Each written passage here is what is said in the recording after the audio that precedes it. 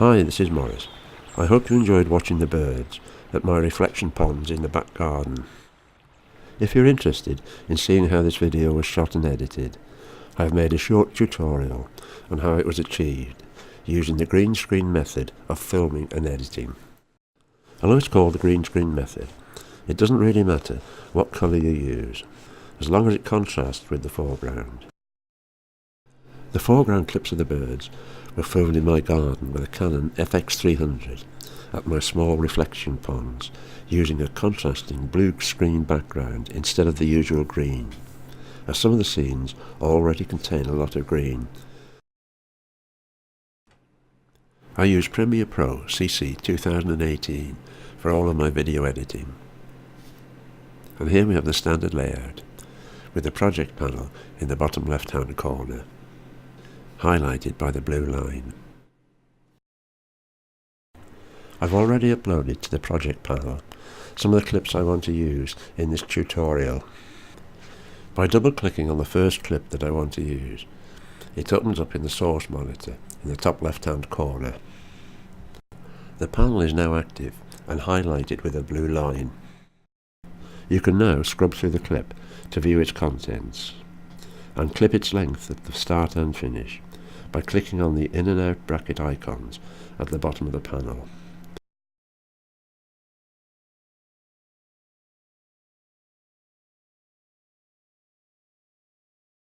But for now, I want to use the whole clip, so I will remove the clipping.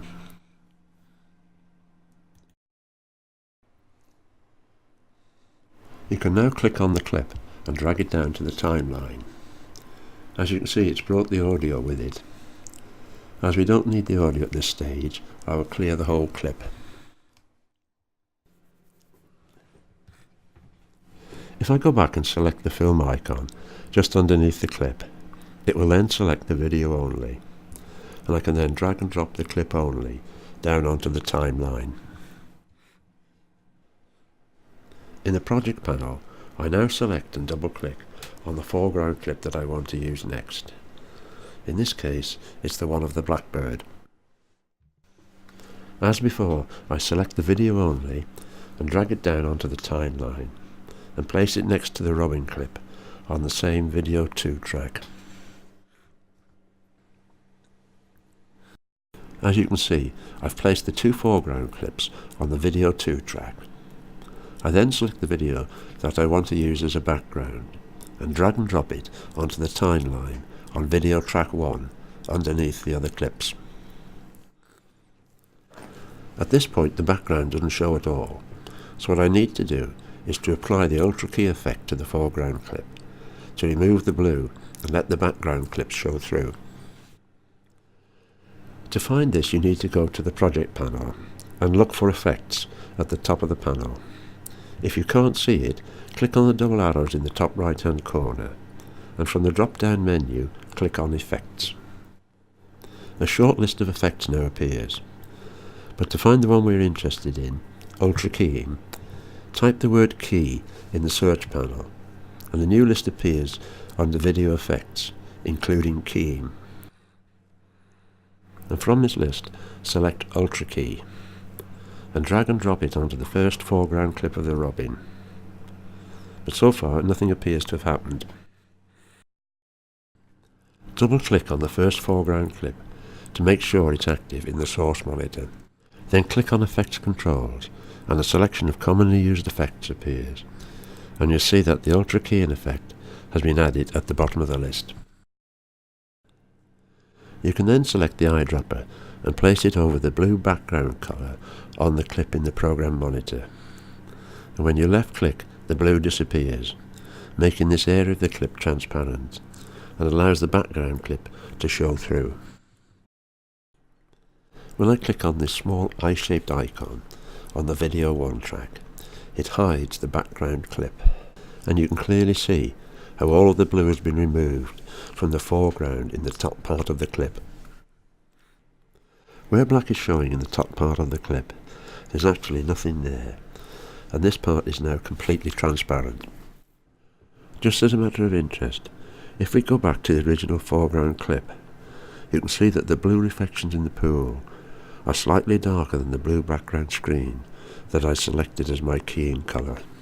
This means that in the bottom section, not all of the blue has been completely removed by keying. Probably only 5 to 10% still remains, but in this instance it won't affect the final result. With the playhead positioned over the clip in the timeline, if you press the Alt and tilde keys at the same time, you can view the clip in full screen mode and play it by pressing the spacer bar. This is fine so far, but it isn't the effect that I really wanted, so the background clip needs quite a bit of editing. It's far too dominant and cluttered, and at the bottom the background is showing through the foreground clip, when what I really want is for it to appear as a reflection in the pool. I can do this by adding a mirror effect to the background. To return to the work screen, just press Escape on the keyboard. By double-clicking on the background clip in the timeline, it becomes active in the source monitor. Click on the Effect controls, and then find Scale in the list of available effects. Click and hold on the 100, and by dragging it to the right, you can increase its scale. I think this is probably about right. You can see this has removed a lot of the outer part of the clip, leaving the robin outlined by the blue of the river. What I can also do is play about with its position by clicking on the motion icon, then clicking and holding on the clip and dragging it about until I'm satisfied with the effect. There's just one more thing that I need to do to the background. I can hide the top track by clicking on the eye symbol and just view the background clip only. It still has a lot of strong green foliage showing at the bottom, which actually shows through the top clip. I can edit the background to correct this by adding a mirror effect, which will then show through as a reflection in the pool in the front clip. To do this, I've hidden the foreground clip and clicked on the background to make it active. Clear the search box in the source panel by clicking on the X and typing in the word mirror, and find mirror effect that has just been added to the drop-down list. Click and drag this to the background clip, and mirror will have been added at the bottom of the list in the source monitor. Nothing appears to have happened yet, but in mirror effects, click on where it says reflection 0 and type in 90, and you'll now see a horizontal reflection line across the clip.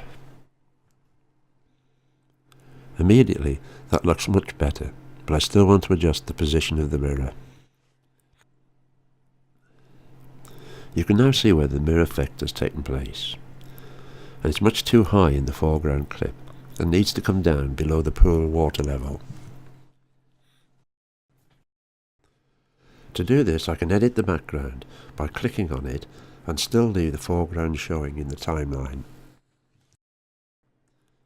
To adjust the position of the mirror, you need to find the reflection position dimensions under Mirror Effects. The 540 figure represents the mid-screen vertical position of the mirror. By clicking on this and dragging it to the left or right, you can adjust its vertical position. I think somewhere here looks about right.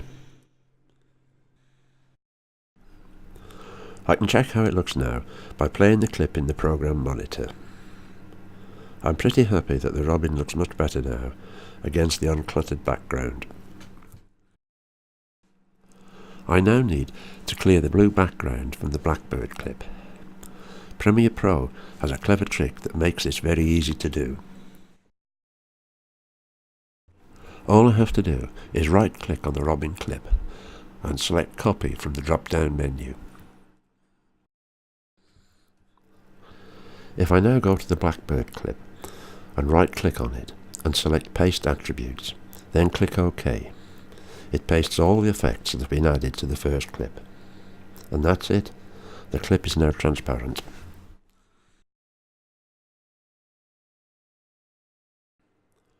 All I need to do now is to add another background for this clip. This is easily done by right-clicking on the first background clip and selecting Copy from the drop-down list. Then click Edit in the top bar and select Paste from the drop-down list. You then have a new background clip with all the same effects as the first clip. I'll just shorten the blackbird clip to match the background. There's just one more minor adjustment to be made to this. The position where the mirror effect takes place is above the horizon line on the top clip and needs lowering slightly.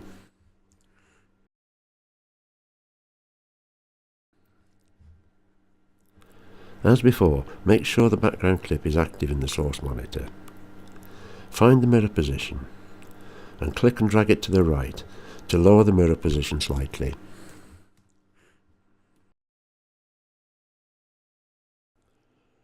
Right, that's all the effects and the adjustments finished.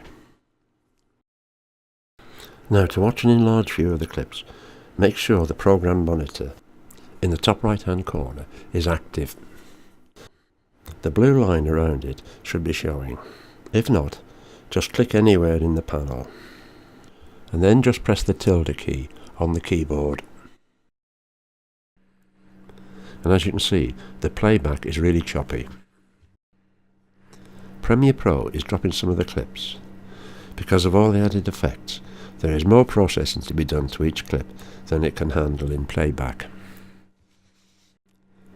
So to view the clips properly, you need to render them.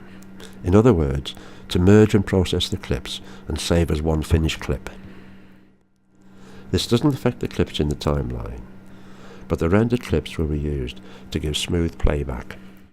This red line above the clips in the timeline indicates that the clips have not yet been rendered. Rendering the clips is very simple. All you have to do is press the return key on the keyboard. Depending on your computer, this may take a few minutes, so I'll just speed this bit up.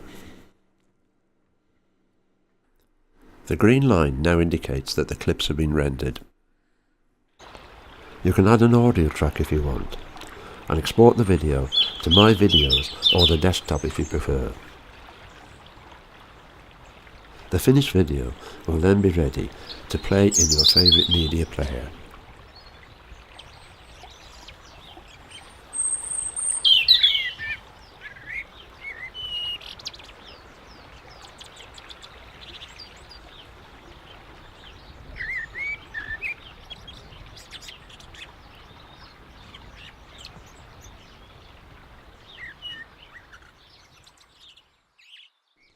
I hope you found this useful and be trying out something like this for yourself. If you liked the video, why not subscribe to my channel and also click the like button. Thank you for watching my video.